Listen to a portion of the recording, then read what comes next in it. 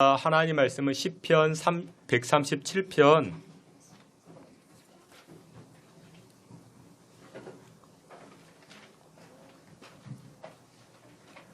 시편 137편 1절부터 6절까지입니다.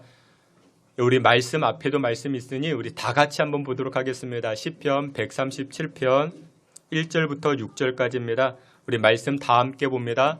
우리가 바벨론의 여러 강변 거기에 앉아서 시온을 기억하며 울었도다. 그 중에 버드나무에 우리가 우리의 수금을 걸었나니 이는 우리를 사로잡은 자가 거기서 우리에게 노래하며 우리를 황폐하게 한 자가 기쁨을 청하고 자기들을 위하여 시온의 노래 중 하나를 노래하라 함이로다. 우리가 이방 땅에서 어찌 여호와의 노래를 부를까? 예루살렘아, 내가 너를 잊을진대 내 오른손이 그의 제주를 잊을지로다. 내가 예루살렘을 기억하지 아니하거나 내가 가장 즐거워하는 것보다 아니할진대 내 혀가 내 입천장에 붙을지로다. 아멘. 이 시간에는 우리 임마누엘 찬양대를 통해서 하나님께 영광 돌리겠습니다.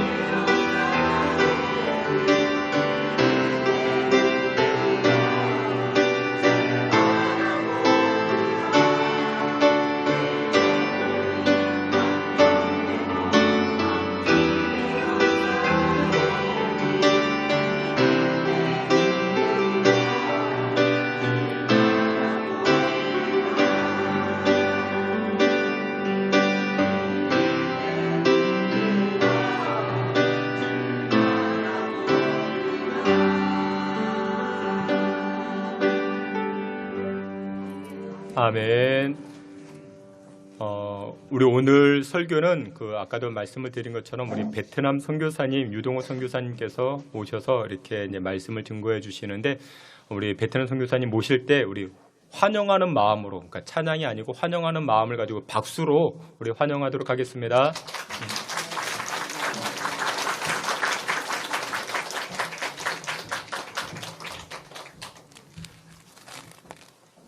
예, 반갑습니다. 예, 잠깐 기도할까요? 하나님 아버지 감사합니다. 이렇게 복된 날 우리 하나님께서 특별히 우리 신성교회로 주님께서 보내주시고 만남을 허락해 주시고 또 선교에 대한 보고를 할 수 있는 중요한 시간을 허락해 주셔서 감사를 드립니다. 우리 모든 성도님들이 은혜 받게 하시고 더 복음을 위해 헌신하는 복된 교회로 쓰임받게 하여 주시옵소서. 감사하신 예수님의 이름으로 기도드리옵나이다. 아멘. 영상을 먼저 한번 볼까요?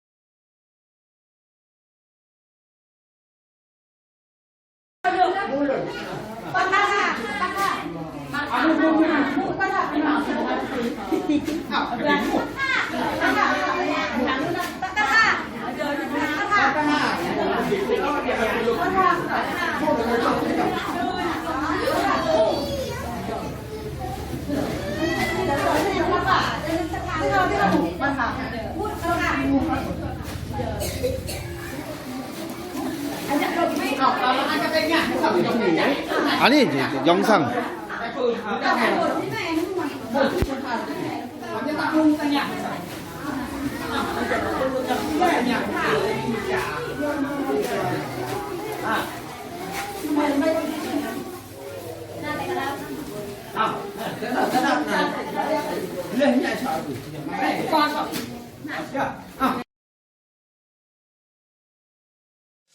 미리 보여드려야 따로 보여줄 시간이 없을 것 같아서 미리 보여드린 겁니다. 오늘 말씀하고도 좀 관련이 있어서 미리 보여드린 거고요. 저 베트남 땅은 아까 얘기했죠. 54부족이 있어요. 그리고 성들, 베트남은 성 개념입니다. 그러니까 성이 많아요. 그러니까 막 한 50개 이상 되는 성들이 있어서 그 성들 중에 한 제가 사역하는 동나의 성이라는 성이 있습니다. 거기는 주로 이제 오늘 이 말씀처럼 공업지대입니다. 공업지역이란 뭐냐면 여러분 이제 공장들이 많이 있는 지역에 호치민시가 있고 호치민 외곽에는 주로 공업단지가 형성이 돼 있어요. 그 중에 한 성이 동나의 성이라는 성이 있어요. 거기는 주로 이제 우리 대기업들이 많이 들어갔어요. 효성, 주로 방직 회사가 많습니다. 막 동일방직, 그다음에 뭐 대형적, 그다음에 신발 회사들이 많아요. 여러분들이 신고 다니고 있는 여러분의 그 나이키 신발 다 거기서 생산된 거예요. 네, 베트남 동나의 성에서. 그래서 거의 뭐 3분의 1을 전 세계 전 세계에 있는 나이키 신발의 3분의 1 수급을 바로 우리 동나의 성에 있는 그 한국 기업에서 생산하는 거예요. 하청받은 거지. 그러니까 미국에서 이제 주문을 요청하면 우리 한국 기업에서 만들어서 각 지역에 배급해주는, 그러니까 한국 사람들도 좀 있어요. 그렇기 때문에 그 동나의 성에 그런 어떤 분위기입니다. 그래서 제가 거기서 이제 아이들, 이제 청년들을 대상으로 한글 학교 사역을 하고 있고, 이제 이렇게 오케스트라처럼 뭐 피아노나 기타 치는 거 애들이 많이 몰려요. 왜냐면 얘네들이 무슨 돈이 있겠어요. 그냥 무료로 가르쳐 준다니까 한글 배우고 싶어서. 왜냐면 지금 베트남은요, 한국 붐이 뭐 엄청 일어났어요. 지금 K-팝이라든지 K-드라마, 또 K-문화, 떡볶이 이런 문화예요. 그렇기 때문에 한국 음식을 너무너무 좋아합니다. 그래서 그런 분위기 때문에 복음의 매개체가 될 수 있는 거예요. 한글이, 또 떡볶이가, 또 여러분 또 한국의 드라마가, 또 한국에 가지고 있는 우리의 재능들을 사용해서 복음을 전하죠. 그래서 한 번은 저희들이 워낙 공업지대다 보니까 저희들이 한글 학교를 하겠다고 우리 광고를 냈어요. 거의 70명이 왔어요. 와. 뭐 특별히 뭐 광고를 많이 한 거, 야, 얘들한테 너희들이 가서 좀 소문 좀 내서 아이들 데리고 와라고 했더니 70명이 온 거예요. 얘는 뭐 어디서 한글 배울 데도 없고. 선교사님이 가르쳐 준다고 하니까 70명 이상이 왔어요. 그래서 아이들 좀 간식 나눠주고 그때부터 가르치기 시작해서 아이들에게 저희 동나의 성에서 한글 학교하고 문화사역하고 있고요. 그 다음에 아까 이제 멀리는 가정교회와 위쪽에는 소수부족, 아까 라오족이 있는 소수부족과 저기 사파 쪽이 있어요. 맨 꼭대기, 중국과 국경이 있는 사파라는 데가 있어요. 라오카이라는 지역에는 흑몽족이 살고 있어요. 그런 소수부족 마을 사역하고 있고요. 저희 교회 안에서는 아까 얘기한 것처럼 문화사역하고 한글사역하고 있고, 그리고 남쪽 지역에는 성경학교 제가 하고 성경학교라고 보죠. 이제 교육자들을, 그러니까 좀 리더급 되는 사람들을 중심으로 신학교 같은 성경 공부 학교를 하고 있어요. 그래서 그 사람들을 위해서 배출해서 그 사람 이제 지방에 있는 개척교회 담임으로 가거나 사모로 가거나 그런 게 많아요. 그래서 저희들이 그런 교회 찾아다니면서 아이들 성경학교도 해주고 이런 사역을 주로 하고 있습니다. 오늘 이 말씀을 하게 된 목적은 베트남에 대한 걸 좀 말씀드리고 싶은 거예요. 베트남도 전쟁에서 이겼어요, 졌었어요? 월맹한테 월남이 졌잖아요. 물자도 많고 또 군인도 많았는데 월맹한테 싸워서 졌어요. 그 모든 전쟁 물자 다 빼앗기고.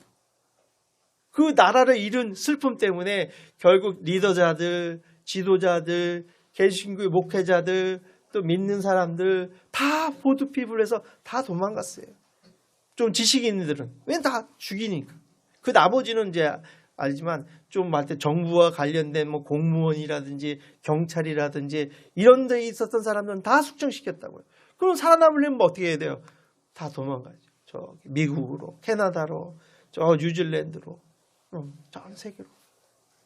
이 나라를 잃은 슬픔이 그렇게 강한 거예요. 오늘 이 본문의 말씀은 시온을 향한 노래라고 그랬죠. 오늘 이 본문에 나오는 이 제목이 왜 그랬냐면 이 유대 나라도 마찬가지였어요. 바벨론에게 전쟁에서 져서 포로로 잡혀가서 바벨론에서 노예 생활을 했다는 거예요. 그래서 그동안 거기 있는 동안 말 그대로 벽돌을 쌓는 일, 가장 천한 일, 사람들이 안 한 일을 시켜서 그런 일을 하면서 오늘 본문에 보면 1절에 우리가 바빌론의 여러 강변 거기에 앉아서 시온을 기억하며 울었도다. 이 얘기 뭐예요? 고향을 그리워하면서 고향에 돌아갈 것만을 기대하면서 기도하면서 시온에서 기도했다는 거. 여기 바벨론 강변이란 그랄 강가 또는 티그리스 강이라고 하죠. 지금에 있는 저쪽 터키 쪽인 것 같아요. 터키 위쪽으로. 그쪽에 위에서 바벨론 포로 생활하면서 날마다 눈물을 흘리면서 기도하면서 다시 고향에 돌아가기만을 기다리며 살았다는 거죠. 오늘 이 베트남 땅도 마찬가지. 베트남에 사실 전쟁이 일어나지 않았다면 50년대, 60년대 한국이 더 잘 살았을까요? 베트남 사이공이 더 잘 살았을까요? 사이공이 훨씬 더 잘 살았어요. 그 당시는. 50년대, 60년대 초까지만 해도. 그러나 그들이 종교를 버리고 신앙을 버리고 예? 공산 사상에 물들고 맨날 데모나하고 결국은 어떻게 됐어요? 월명에서 다 뺏겼죠. 전쟁 물자도 다 뺏겨. 그래서 나라를 잃은 슬픔이 이렇게 큰 거예요. 우리 한국도 마찬가지예요. 한국이 미국이나 연합군이 이 땅에 와서 전쟁을 위해서 수고하고 땀 흘리지 않았다면 이 나라는 없어졌을 거예요. 만약 여러분들이 이북 체제에서 살고 있다고 생각해 보세요. 저 베트남처럼 맨날 통제받아야 되는 거예요. 맨날 여러분의 삶을 통제하면서 신앙의 자유도 없고 이렇게 신앙생활을 못했어요. 베트남도 신앙의 자유가 없습니다. 아직까지는. 그러나 몰래 전도하고 몰래 신앙생활을 할 수 있도록 복음을 전해요. 원래 이 베트남법에는요. 외국인이 현지인에게 복음을 전하면 불법인 거예요. 실질적으로는 못 가르치게 돼 있어요. 좀 말을 이제 문화사역을 하는 거지 사실 복음 전하러 간 거잖아요. 단지 이제 매개체로 한글이라는 거, 떡볶이라는 거, 그리고 문화사역이라는 걸 통해서 복음을 전하기 위해서 하나의 툴을 이용하는 거예요. 왜냐하면 공식적으로는 복음을 전할 수 없는 나라가 공산국가인 베트남이기 때문에. 그러나 지금은 많이 좋아진 거예요. 왜냐? 지금은 한국 문화가 들어오면서 약간 이쪽 이남 쪽은 자유무역 체제입니다. 사이공을 중심으로 해서. 지금은 호치민시가 됐죠. 호치민시를 중심으로 해서는 자유무역이 활성화되다 보니까 외국인들이 활동하는 거 어느 정도 자유롭게 풀어줍니다. 그래서 종교 집회, 종교 활동도 하고 예배도 드리고 또 뭐 단기 선교팀 들어와서 선교 활동하는 거 많이 탔지 않아요. 그러나 10년 전만 해도 우리가 무슨 치과 치료라든지 아이들 이발 선교하라든지 이렇게 오면요. 그 지역에 가면 지역 경찰에 보고를 해야 돼요. 그리고 허가서를 작성해서 허가를 받아야 돼요. 10년 전만 해도 그래서 허가를 해주면 다행이고 안 해주면 못하는 거예요. 그러나 지금은 한국 기업이 들어오고 삼성이 들어오고 LG가 들어오고 효성이 들어오고 많은 기업들이 들어와서 많은 좋은 영향력을 베트남에 미치고 나서는 한국을 인정하기 시작한 거예요. 사실은 10년 안에. 그러면서 점점 이 남쪽은 선교사들이 활동하는 거 어느 정도 묵인해주고 있습니다.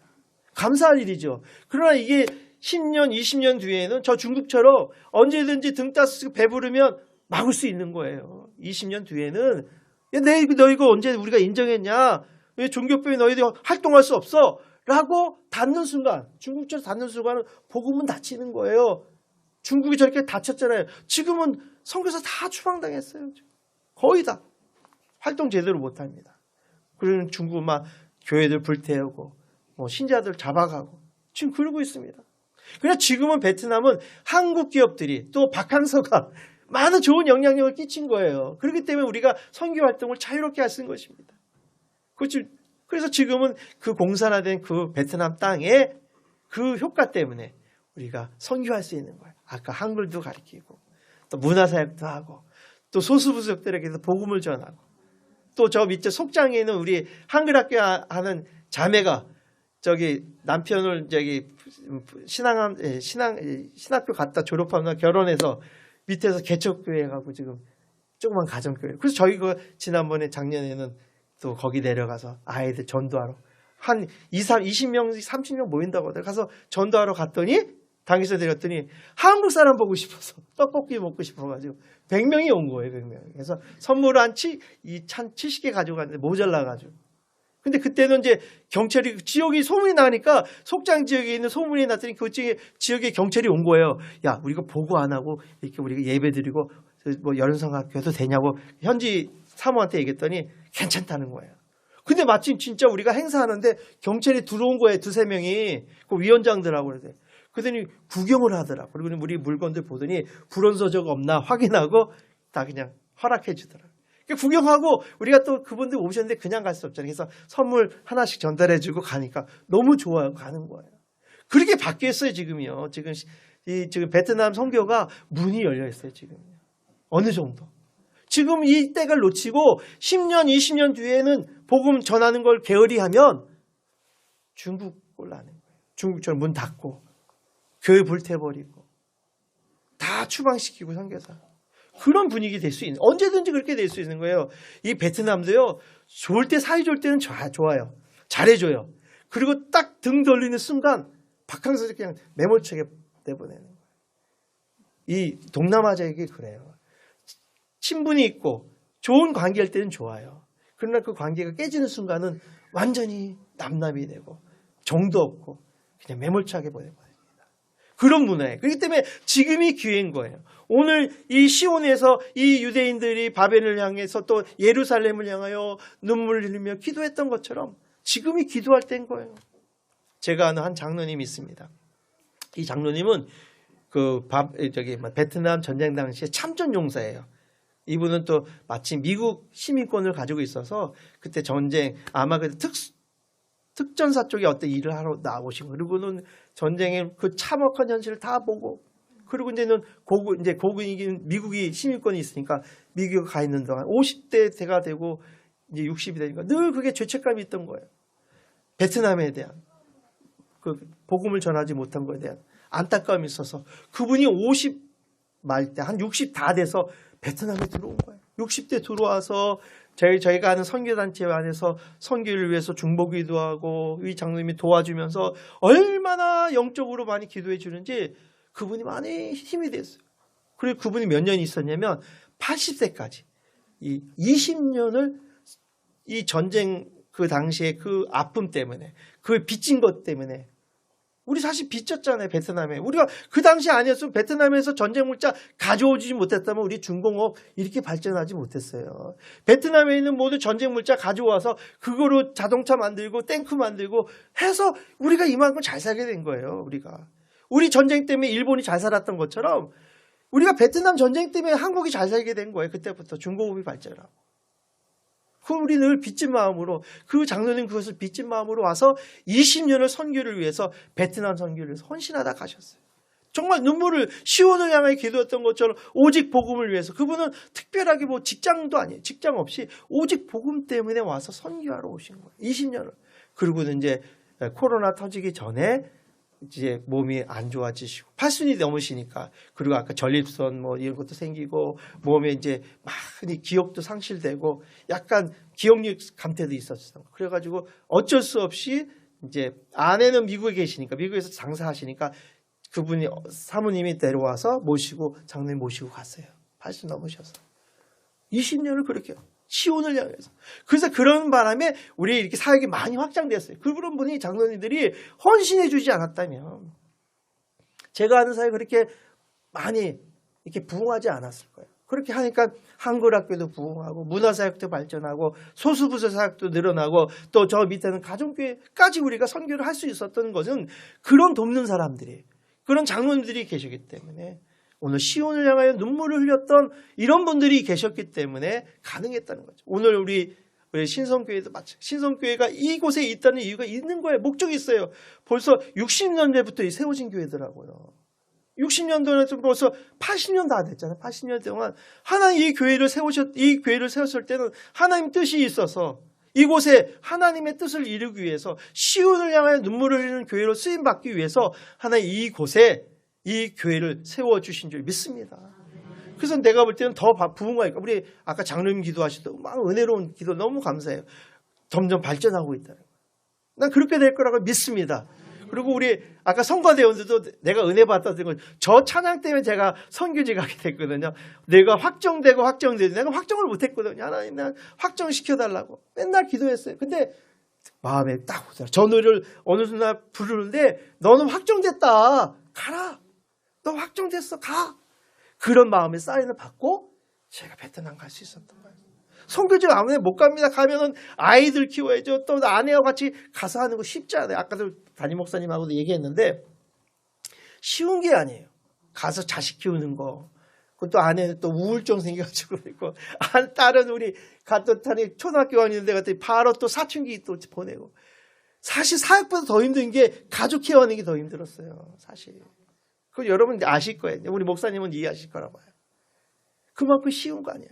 그러면서도 그 사역을 이끌어가는데 이런 돕는 자들이 있었기 때문에, 동력가는 사람들이 있었기 때문에 제가 그 사역을 이어나갈 수 있었던 거예요. 오늘 시온을 향하여 기도하는 교회가 될 때 이 교회는 더 부흥하게 될 줄 믿습니다. 예, 제가 볼 때 이게 큰 교회였던 것 같아요. 그러면서 하나님이 역사하실 거라고 봐요. 제가 볼 때는 더 크게 역사하셔서 이 지역에, 저는 여기 용두동에 살았어요. 어렸을 때부터 용두동, 마장동, 청계천 바로 그 고가도로 건너편에 살았어요. 제가 그때부터 초등학교, 중학교, 고등학교까지. 그게 너무 이 지역을 잘 알죠. 전 매일 걸어 다녔어요. 여기까지 왔다 갔다 하면서 놀던 시절이 어렸을 때. 지금은 제가 지는 지역은 다 여기처럼 재개발해가지고 다 아파트 섰더라고. 제가 놀던 데는 다 없어졌어요. 지금. 옛날이 그리워지더라고요. 저도. 고향에 대한 그리움이 저도 있는 거예요. 이 용두동이라는 그리움이 있는 거예요. 그래서 지난주에도 우리 어버이 주일길에 또 마치면서 부모님, 아버님 돌아가시고 어머님 계셔서 아직도 용두동 동화지역 있는 데 사세요. 가서 또 같이 식사하면서 많이 늙으셨더라고요. 그래서 자식이 도리는 해야 되잖아요. 선교지에 있는 바람에 그동안 계속 못한 거 와서 또 인사하고. 그 좀 마음이 홀가분해지더라고요. 이제 지난주에 어버이 주일이고, 이번 주에 또 스승의 주일이라고 말씀을 들었습니다. 오늘 이 귀한 예배의 소중함을 가지고 우리 함께 예배 드릴 때 오늘 시온을 향해 기도하면 우리 장로님들, 권사님, 또 여기 성가대원들 모든 분들이 눈물로 기도하면 반드시 이 교회가 예전보다 더 큰 교회, 복된 교회로 더 성장하고 부흥하게 될 줄 믿습니다. 네, 저는 그런 확신이 있어요. 아까 기도하는 장로님들 얘기 듣고 우리 찬양대 듣는 동안 저 막 눈물이 나오려고 하더라고요. 예전에 내가 선교지 가려고 결정을 해야 될지 고민하고 있을 때 저 찬양 듣고 제가 갔거든요. 근데 그 찬양을 오늘 불러주면 응답이라 생각하고 눈물이 확 날라고 그러더라고요. 네? 저 나를 위로해 주려는 찬양이구나. 다시 선교지 가라고. 네? 갈등이 돼요. 이제 10년 딱 됐는데 이제 9년 차인데 가서 또 이제 나머지 9년을 또 해야 된다 생각하니까 고민이 되는 거야. 사실 경제적 수준이 많이 차이 나잖아요. 저는 거기서 교통사고도 한번 당하고요. 한번 다리도 부러지고 또 오토바이 치여가지고 오토바이가 워낙 많이 다니니까 오토바이 치여가지고 발가락이 삐기도 하고. 그래서 작년에는 기부스하고 한국에 나온 적도 있었어요. 쉽지 않아요. 쉬운 게 아니에요. 선교지가. 선교지는요. 거기는 거의 다 오토바이 타고 다녀요. 그렇기 때문에 오토바이로 죽는 사람이 너무 많아요. 사고도 많고. 저는 이제 가고 있는데 뒤에서 그냥 박아보니까 그래서 어떻게 했어요? 그냥 한국에 나와서 치료받았는데 쉽지 않아요. 선교지. 그 한국은 얼마나 좋아요. 질서도 잘 지키고 요새는 뭐 법규를 너무 잘 지키잖아요. 근데 베트남은 안 그래요. 파란불이 길어도 그냥 지나가요. 오토바이들이. 알아서 피해서 가야 되는 거예요.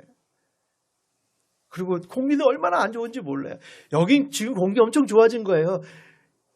베트남은 이 오토바이 때문에 이 매연이 장난 아니에요. 특히 호치민은 상업지역이다 보니까 1000만이나 되는 많은 사람들이 오고 가면서 다 오토바이 타고 그 매연 장난 아닙니다. 폐 다 망가져요. 저희 아내는 이제 신장 질환이 좀 있었는데 너무 힘들어가지고. 그렇게 쉽지 않은 게, 그러니까 사람은요 자기가 태어난 데 살아야 탈지 않은 지역에 가면요 거기 가면요 거기 지역에 있는 질병들을 만나게 돼요. 그래서 거기 있는 동안 저도 질병을 많이 겪었어요. 여러 질병들. 그 지역 향토병이라고 했죠. 향토병 걸릴 수밖에 없어요. 그래서 오늘도 눈물을 향해 시온을 위해서 기도하지 않으면 결코 버틸 수 없어요. 5년, 10년이 쉬운 게, 이 장로는 그런데도 20년을 오직 선교를 위해서 오신 거예요. 돈 벌어 온 것도 아니에요. 그러면서 두 번째입니다. 그 중에 2절에 버드남에 우리가 우리의 수금을 걸었나니 이는 우리를 사로잡은가 거기서 우리에게 노래를 청하며 우리에게 황폐한 자가 기쁨을 청하고 자기들을 위하여 시온의 노래 중에 하나를 노래하라 함이로다. 우리가 이 땅 땅에서 어찌 여호와의 노래를 부를까. 이 버드남에 우리가 우리의 수금을 걸었다 그랬잖아요. 수금이 뭐예요? 음악할 때, 찬양할 때 부르는 거예요. 다윗도 수금을 잘 탔어요. 그래서 이 다윗이 수금을 탈 때 악기가 떠나갔다 그랬잖아요. 그만큼 찬양은 놀라운 힘이 있는 거예요. 그 찬양은 정말 그래서 찬양하고 오케스트라의 찬양도 연주도 한다고 그러셨는데 찬양은요 이름만으로서는 사람들의 영혼을 만질 수 있는 거예요. 그래서 찬양을 많이 할수록 좋은 거예요. 저도 그 한 곡 들었는데 눈물이 찔끔찔끔 나오잖아요. 진짜 그런 감동이 있는 거예요. 우리 것처럼 이 당시에 그들이 하나님을 찬양하기 이 수금을 타고 있는데 갑자기 바벨론에 있는 그 위에 있는 향연을 벌이는 리더자들이 야 너희들이 좀 일로 와. 너희들이 잘하는 노래 좀 불러봐. 수금을 타고 한번 노래 좀 불러봐. 지금 뭐예요? 비꼬는 거예요. 너희는 노예 신분이다. 그러니까 너희는 당연히 우리를 위해서 우리가 이 잔치에 이 수금을 타면서 노래를 불러야 돼. 우리 같으면 일제시대 때 니네들 잘하는 아리랑 노래 한번 불러봐. 우리를 위해서 우리 잔치 안에 좀 돌아봐. 그렇게 지금 뭐예요? 비꼬는 거예요. 비방하고 있는 거예요. 얼마나 그 수치심이 있겠어요. 그런데 만약에 거기서 안 하면 다 죽잖아요. 그런데도 불구하고 이 유대 포로로 잡혀있는 유대인들이 나는 그렇게 안 하겠다. 버드남에 내 수금을 걸었다는 얘기가 뭐예요? 나는 너희들의 그냥 잔치거리에 그냥 흥을 돋기 위한 노래로 내 찬양을 부르고 싶지 않다. 내가 왜 그걸 해야 된다고 수금을 걸었다는 건 뭐예요? 오직 복음을 위해서만 내가 이 수금을 타겠다. 오직 주님의 나라 확장을 위해서만 내가 내 재능을 사용하겠다는 거예요. 이 수금이라는 의미가. 오늘 스승의 주일을 맞이하여 여러분 가르치는 은사를 주셨잖아요. 그것도 하나님 주신 재능이잖아요. 그거 얼마나 귀해요. 그래서 스승의 날 우리 장로님들 또 선생님들 수고하신 분들 그래서 나누잖아요. 제가 한글 학교를 제가 처음 와서 2014년도에 베트남에 들어갔는데 2014년 가을인가 베트남의 청년 두세 사람이 이제 모임 가지고 예배를 드리고 있는데 저기 앉아 있는 거예요. 그리고 예배 끝나고 베트남 애들한테 물어봤어요. 이제 너희들 여기 왜 왔냐? 그랬더니 한글 배우고 싶어서 왔다 그런 거예요. 그래서 야 한글 배우는데 학원 같은 데 가지 왜 여기 오면은 가르쳐 줄 수 있을 것 같아서 왔다는 거예요. 그래서 선교사님 좀 가르쳐 달라는 거예요. 그래서 그게 계기 돼서 야 그래? 그럼 한번 내가 가르칠 테니까 너희들이 소문내서 아이 좀 더 불러와. 그러면 내가 여기 예배당에서 모여서 같이 내가 한글 가르쳐 줄게. 그리고 이제 그때 공식적으로 한 것도 아니에요. 아이들한테 얘기했어요. 거기에 있는 현지인들한테. 그랬더니 현지인들이 소문을 내서 한 70명, 100명이 온 거예요. 한 70명 이상이. 그 간식은 조금 준비했는데 애들이 막 7, 80명이 와가지고 아이들이 간식 나눠주고 그리고 그때부터 처음으로 한글 학교를 시작하게 된 거예요. 근데 7, 80명을 내가 혼자 다 가르칠 수 있어요? 못해요.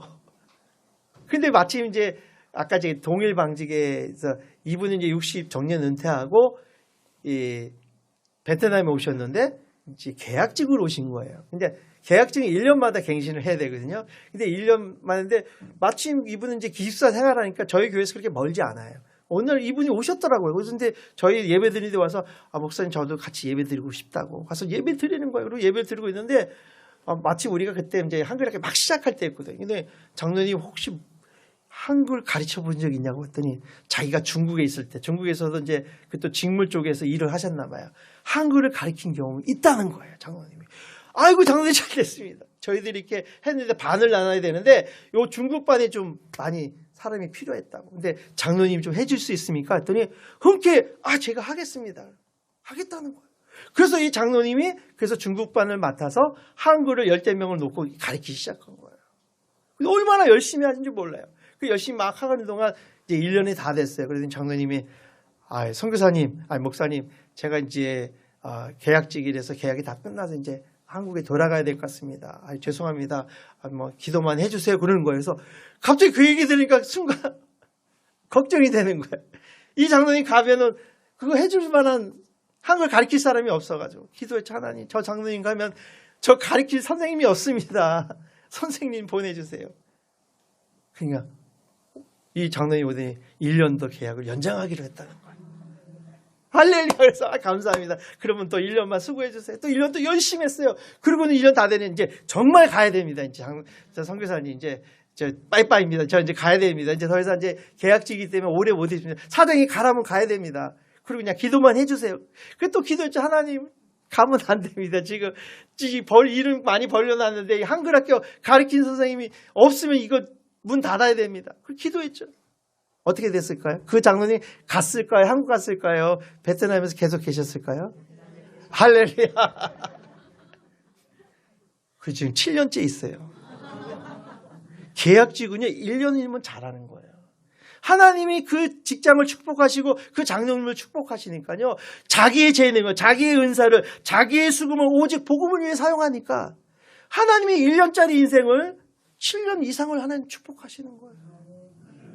그래서 많이 응답받아서 오는 바람에 또 딸이 결혼했는데 그동안 아이를 못 낳아서 계속 고민했는데 목사님 기도해 주세요 그랬는데 몇 년째 기도했거든요.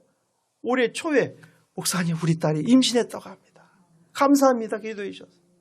그런 역사가 있는 거예요. 오직 복음을 위해 살며 수금을 오직 주의 복음을 위해 신앙을 위해 사용하면 직장도 축복하시고 가정도 복을 주시고 하는 일이 다 형통하는 축복을 주시는 하나님 줄 믿습니다. 네. 그래서 놀라운 일들이 일어나고 있어요. 선교지는요 하나님 바로바로 응답해요. 안 하면 다 떠나가니까 바로바로 응답해 주시는 거예요. 여러분 급한 기도 있습니까? 바로 베트남 와서 한글 가르쳐 보세요. 그럼 바로 응답됩니다. 남편 직장 문제 때문에 고민하신 분 있으면 꼭 오시기 바랍니다. 오늘 이 말씀처럼 베트남의 수금을 걸었던 거죠. 근데 거기 오는 많은 직장인들이 뭐 계약직이 아니라 정식 사원들도 거기는 이제 효성이나 큰 기업들이기 때문에 한국 직원들이 상주에 있는 분이 많이 있어요. 근데 이 장로님처럼 열심히 신앙생활 하는 사람도 있지만 한국에서는 신앙생활 잘하다가 와서는 교회 안 다니고 그냥 막 골프 치러 다니고 그런 사람도 많아요. 근데 그 장로님 오직 주의 복음을 위해서만 자기의 수금을 쓰니까 1년밖에 없어야 될 그 계약직 근무하는 그 장로님이 하나님 복을 주시니까 지금 많은 복을 받고 지금도 열심히 봉사하고 있습니다. 오늘도 오직 주님을 찬양하는데 여러분의 악기를 여러분의 재능을 사용한다면 여러분 정말 하나님이 복 주셔서 이 지역 가운데 가장 놀라운 복된 교회로 이 스승의 주일을 맞이해서 여러분의 재능을 축복해 주실 줄 믿습니다. 네.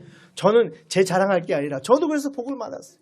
그러고 나서 저렇게 헌신하고 확정되었네 그렇게 기도하고 7년 여러분 9년 동안 버티는 거 쉽지 않아요.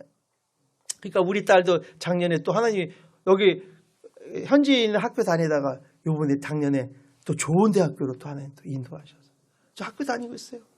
작년부터. 그래서 올해 지금 2학년인데 하나님께서 다 책임져 주시더라고요. 우리 가정의 문제도 해결해 주고 우리 가정에 많은 어려움들이 많았어요. 우리 아내도 우울증 때문에 너무 힘들었는데 하나님 다 건강 주시고 또 우리 딸도 저 사춘기도 다 건너가게 하시고 또 여러분의 직장도 책임져 주실 줄 믿습니다. 예. 한국에 이렇게 선교하기 때문에 우리가 복을 받는 거예요. 선교지가 복을 받는 거예요. 여러분들이 기도해 주지 않으면 결코 선교지에 복을 받을 수 없어요. 여러분들이 그동안 기도해 주셨기 때문에. 제가 여기 쓴 것도 그거예요. 오직 그런 민족이기 때문에 이제 20년이면 문 닫을 수 있어요. 그렇기 때문에 여러분들이 이 20년 동안 기도해 주신다면 저 선교지가 지금 10대들에게 한글을 가르치고 복음을 전하면서 이들이 이제 30대고 40대 되면 그 나라의 중추적인 역할을 하는 거예요. 그런 복음이 확산될 수밖에 없는 거예요. 그러기 위해서 이제 제가 이 20년 동안 헌신하고 있는 거예요. 여러분 기도해 주시고 이 선교지를 위해서 저 소수부족 마을은 아직도 주민등록증이 없는 사람들이 많아요. 말 그대로 지원도 그러니까 도와주시지 않을 수가 없다. 이제 올해도 6월이면 6월 7월 되면 이제 여름 성경학교가 시작돼요. 그러면 아이들은 여름 성경학교 되면 작년에도 저희들 아이들 데리고 우리 청년들을 한국에 있는 청년들 데리고 와서 어른들하고 이제 단기 선교를 이제 지방에 있는 조그만 교회에서 다니면서 복음을 전했어요. 그러니까 올해도 와달라는 거예요. 목사님, 올해도 우리 여름 성경 학교 하는데 6월 7월 하는데 좀 도와주세요. 지금 난리예요. 문자 와요. 지금 50명이 모이기로 했습니다. 뭐 70명이 모입니다. 도와달라는 거예요. 이제 그래서 가면 이제 뭐 선물도 주고. 그래서 보통 우리 한국 가는 여름 성경 학교 그러면 돈 많이 들잖아요. 거기는 아이들 2박 3일 동안 뭐 애들 음식 주고 선물 주고 다 해도 한 20만 원이면 다 해결되는 거예요. 다 해결돼. 뭐냐 물가가 싸니까. 그러니까 작년에도 그렇게 해서 아이들 우리가 6교회 됐어. 소수부족 4교회하고 그다음에 가정교회 2교회를 도와줬어요. 그러니까 얘네들이 작년에 도와줬던 걸 기억하고 있으니까 올해도 계속 문자, 목사님 우리 6월 며칠 합니다. 7월 며칠 합니다. 좀 도와주세요. 우리가 조금만 투자해도 얘네들에게 큰 효과가 아니고 그래서 막 6, 70명들이 아이들이 모여서 막 잔치하다시피 하고 제가 이제 다는 못 가고 그중에 한두 개만 방문해요. 가서 직접 전달도 하고 너무 큰 효과가 있어요. 아이들이 20, 30명밖에 모이지 않은 교회가 한국인들이 온다고 하면 7, 80명이 모인다는 거예요.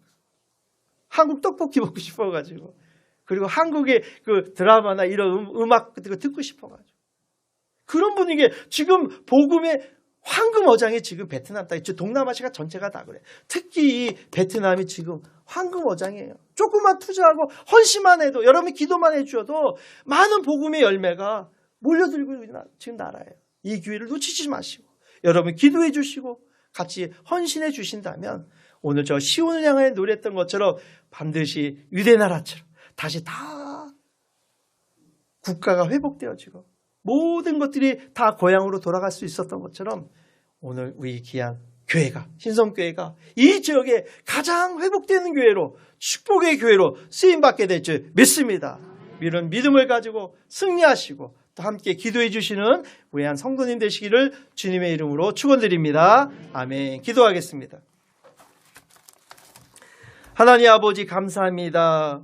오늘도 귀한 스승의 주일을 맞이하여 오늘도 하나님을 사랑하는 마음으로 오늘도 우리의 수금을 오직 복음을 위해 사용하는 우리 신성교회 모든 성도님과 우리 귀한 장로님 또한 권사님 모든 성도님을 축복해 주셔서 하나님 우리가 찬양할 때 우리가 또 하나님 앞에 예배할 때 오직 여호와를 향하여 찬양하는 그 수고와 헌신을 통하여 기도할 때 오늘도 이 귀한 섬김이 또한 이 헌신이 온 열방 가운데 전해지는 축복의 교회로 쓰임받게 하여 주시옵소서. 오늘 담임 목사님과 모든 장로님과 모든 성도님들이 하나가 되어서 이 귀한 지역 가운데 복음의 중추적인 역할을 감당하는 복된 교회가 되게 하시고 이 지경이 넓어지는 부흥하는 교회가 되게 하여 주시옵소서. 감사하신 예수님의 이름으로 기도드리옵나이다. 아멘.